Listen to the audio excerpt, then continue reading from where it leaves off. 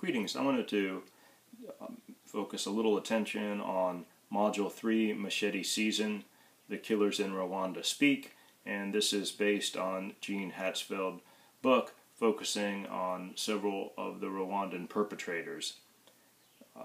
One of the features of this book, I think, is the depth that Hatzfeld is able to go into with the perpetrators, that he really lets them speak. And while some may argue, well, they may not be really, telling the truth, or they may be trying to minimize things, based on the reading of the text, it seems that they are providing a great deal of useful information on how this genocide occurred and how genocidal perpetrators think. So I think we get a lot more information, and if indeed they are engaged in impression management, they still are giving information about their guilt and about the atrocities that they committed. So I really found this book helpful in my own research about violentization theory, and when I was looking for perpetrator accounts, it was very difficult to find perpetrator accounts other than in documents that were accounts of observing the perpetrators, but rarely did you have perpetrators actually speaking about their criminal and violent activities. And so I asked several questions here. For example, how did the offenders make sense of their actions? What reasons did they provide? And how would you integrate a discussion of free will and social situation, or the willing versus unwilling participant philosophy, into the discussion? In other words, on all of the genocides that we study, we constantly look at the nature of the perpetrator in terms of how much free will versus how much external force was exerted in regards to them engaging in their criminal behavior. How willing were they, perhaps? How unwilling were they? And this kind of gets into that whole structure-agency debate that was mentioned earlier. And was there some kind of group mental illness that occurred? And I kind of throw that in there because it's discussed a lot certainly in the press, that, well, there must have been some kind of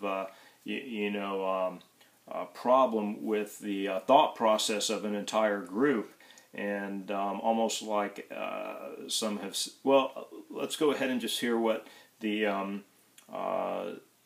perpetrators have to say about that. And then, how did the genocide meet the psychological and social needs of the perpetrators and their collaborators? We see some of that occurring as well. That there's multiple reasons, perhaps, and explanations we can come up with, and so we may begin to see that there's different types of perpetrators. What I also posted, and this is in PDF format, I scanned it for you, are some of my first notes on reading Hatzfeld's intriguing book. And what I want to point out is these are raw, typed up notes. There's actually, this is how I start to organize my thoughts. I wanted to give you an early draft to kind of show you that a lot of this type of research involves a lot of revise and take a look at it, revise some more, and then look at it again, bring in some more cases perhaps, bring in some new research, and then revise. This is, for me, this is an ongoing process.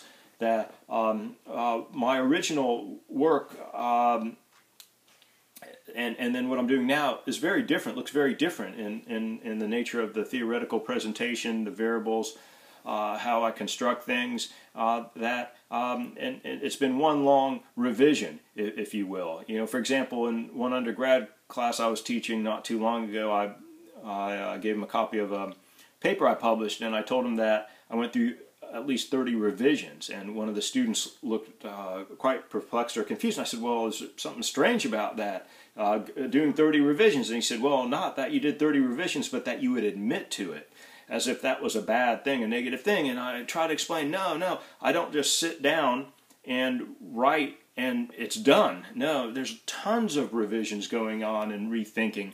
And that's why I gave you these rough draft notes. And that's what I want you to view them as: rough draft, trying to put some pieces together, failing, trying to put pieces together, again, coming up with some conflicts, some ideas, some problems, and looking for themes, and looking for patterns, looking for different clusters of different thought processes, looking at the whole process of how this occurred. So you can see that I looked at each particular perpetrator, and then I asked in terms of what they had to say, how the genocide was organized, how they described or felt about or made sense of their first kill, and some of the other factors I looked at were their age, their education, their occupation, the apprenticeship of becoming a genocidal perpetrator,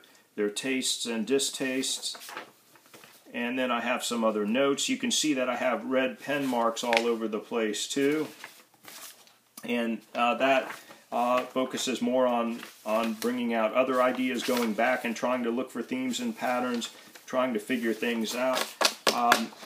And so I think one of the things that helped me a lot when I was learning how to do qualitative research and analysis and research is looking at rough drafts and looking at field notes, looking at some of the original materials and seeing how things were marked up. Actually, quite embarrassing to see that I misspelled machete in the reference. So don't use that as a reference. It's misspelled. Again, I wasn't focusing on typos and things of that nature or making it look pretty, and it doesn't. But I just wanted to maybe throw that out there. Maybe it's useful, maybe it's not. But the whole idea is that that we just don't do one reading of the book in that sense, and then we have it. But we have to go back. We have to rethink things. We have to look at how do all these pieces fit together, and especially in our comparative analysis type work, we're trying to look for common themes, but also where things are different. And I find that to be a big issue that I face now in having some research on serial murder and mass murder on the one hand in the United States, and then genocide perpetrators on the other hand. And in the literature, they never really merge in any way. And someone would say, well, they shouldn't. They're totally different. And so, well, in this case, are there certain themes or ideas or types of behaviors or thought processes that, or social processes that we can analyze that may have some common features. And so it's one of those situations. Of course, you can say, well, Mark, you only gave me a few weeks to do this paper. This is a rough draft. And I would say, yes, you're correct, but it's the rough draft you have to turn in as the final paper for the course. But if you're going with following up on this and writing more about it in the future in your own research interests and other courses or whatever, I would expect that you would revise, you would add new material, you would update, and that kind of gives you that perspective there. So yes, my work is always under revision. Some would say that's just a poor excuse for trying to get job security, but it's actually not, because in my position, I'm not expected to, or I'm not evaluated on any publications.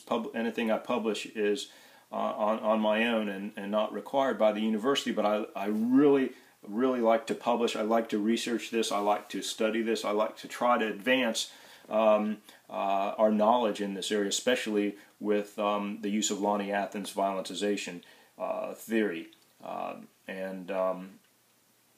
This wraps up this video, and I hope that you find Gene Hatz